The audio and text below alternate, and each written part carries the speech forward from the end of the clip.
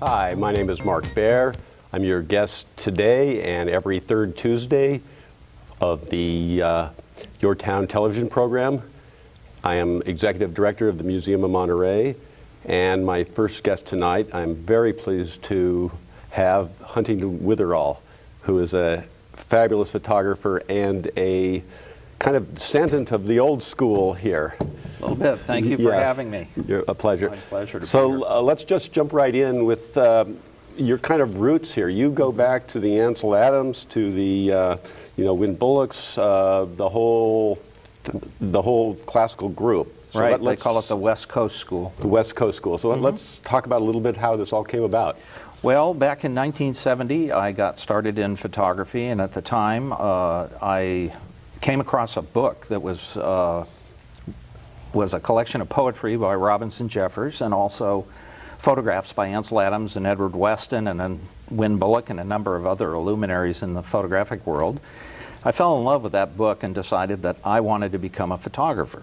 So I basically got a camera, fumbled around with it for a few months without much success, and heard that Ansel Adams taught photography workshops in Yosemite Valley. So I signed up for a workshop in Yosemite Valley with Ansel Adams and a couple of other unknowns. Brett Weston was one of them, and Win Bullock and Paul Caponegro, and I've really never looked back since that time. And so you, we're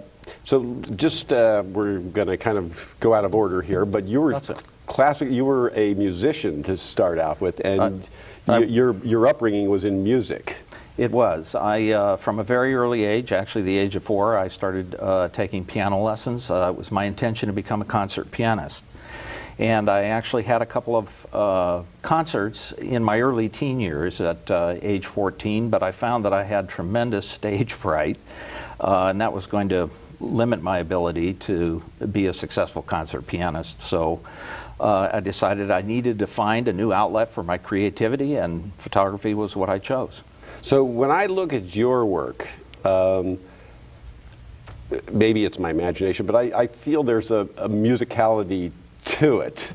I see there's a relationship between, I guess it's lyrical, is I guess what the sense of it is, and structural.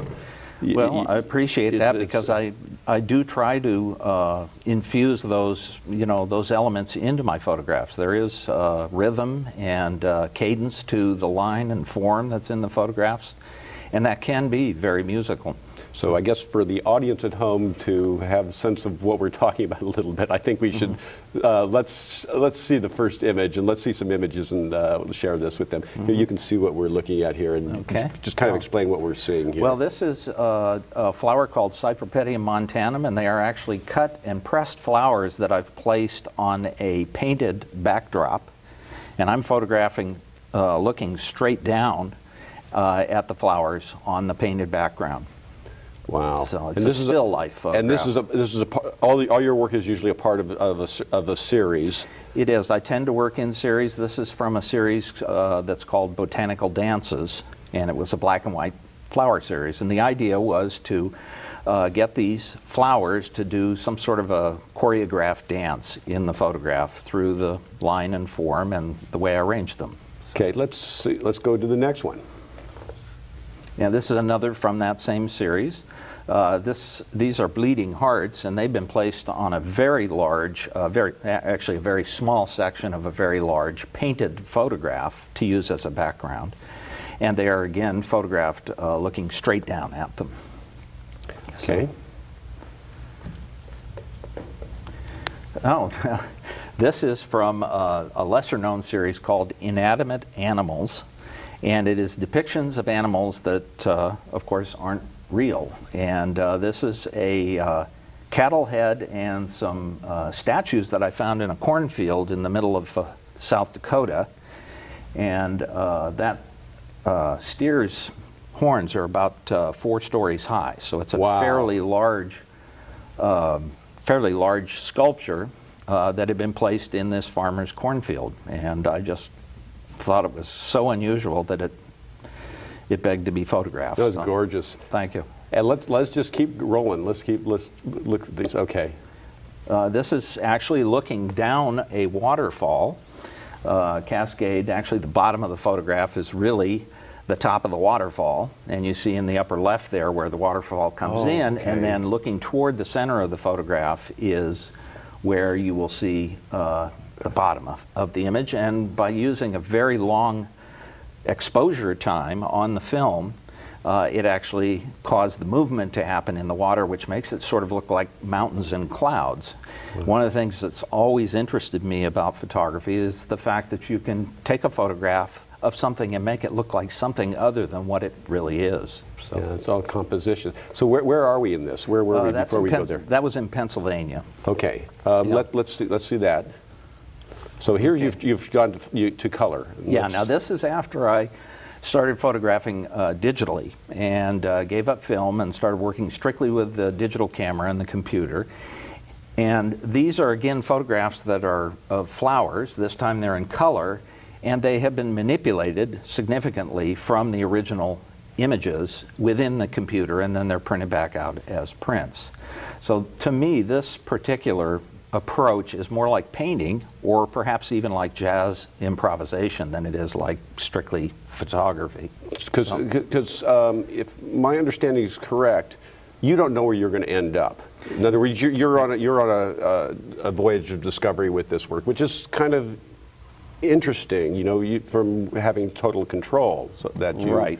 Well, one of the things that I learned in the West Coast School, having been taught by Ansel Adams, was the idea of what they call previsualization. And what that means is that when you're looking at the scene, you're envisioning what the final print that you will have as a photograph is going to be.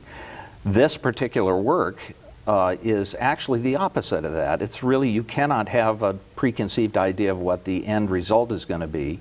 You continue to make changes, much like when you make a painting. You will start painting and you add things as you go along, and each change causes you then to see the painting in a different light, and you will add other things and make decisions along the way. And the accumulation of all those decisions is really what really what contributes to the final look of the image. And as you're going digitally, again, you're working on a computer, and before we were on the air, you were telling me that you would spend 10 to 12 hours a day manipulating these images. And again, you're sometimes 10, 20, 30, 40 layers deep.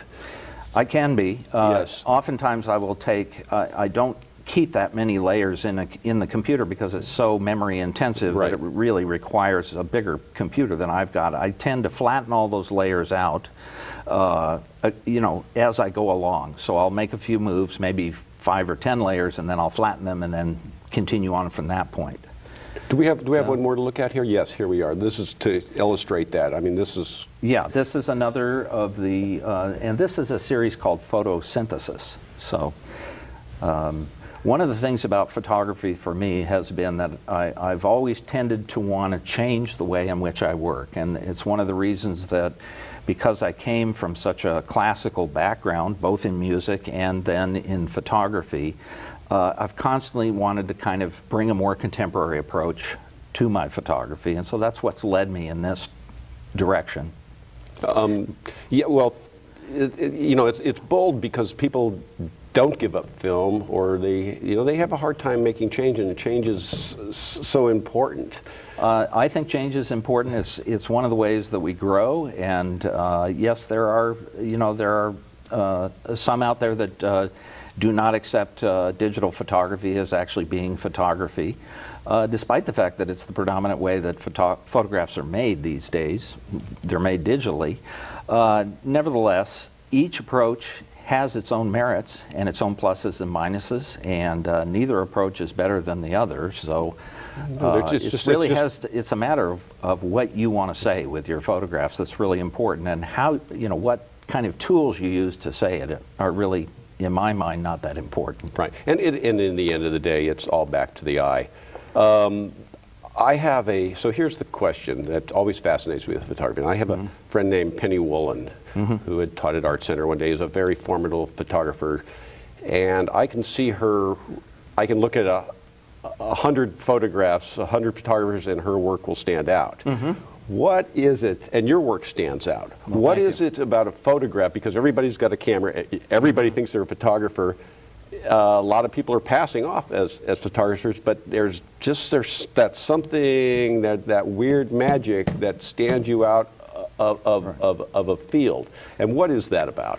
Well, what that's about is developing a style, a personal style for your own work, so that your work is distinctive and yet at the same time cohesive, in the sense that I would venture to say that if I could put all of my work from the beginning to what I'm doing today together and show it together, there is a common thread that runs through all the work. And for me, it has mostly to do with how I handle form and space within the frame when I make the compositions.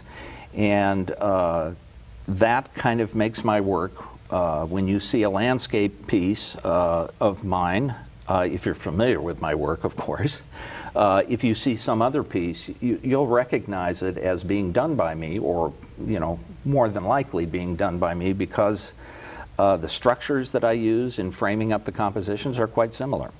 Yeah. So, and your compositions are very, again, they're very rigorous. They're very sculptural. Thank you. And again, I don't know if it's my imagination, but I bet that a lot of this comes from music. I don't know. A lot of it comes from music. I think even part of it comes from the fact that I have less than optimal visual acuity. I'm very nearsighted, and so when I tend to look at the world, I look at the world more in terms of shapes and forms and how the interrelationships between the forms play off of one another. So when I'm framing up a photograph, I'm not so concerned about the finite details in the photograph. I'm more concerned about the overall structure of the composition. So that it may in some ways be easier for me to compose the photographs, and I can do it more quickly and more assuredly because I'm not paying a lot of attention to the details. Now, one of the things that I saw in your earlier work, in the black and white work, which I love, Thank you. is there was a sense of simplicity.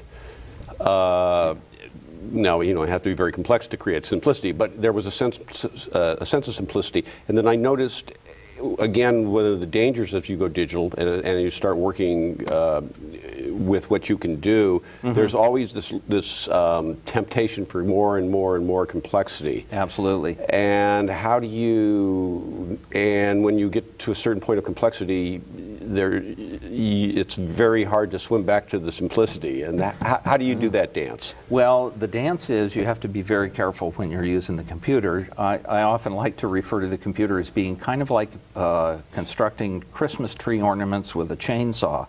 It's a very, very powerful tool, and there's nothing that it can't do, but you really need to, use it conservatively and with some finesse.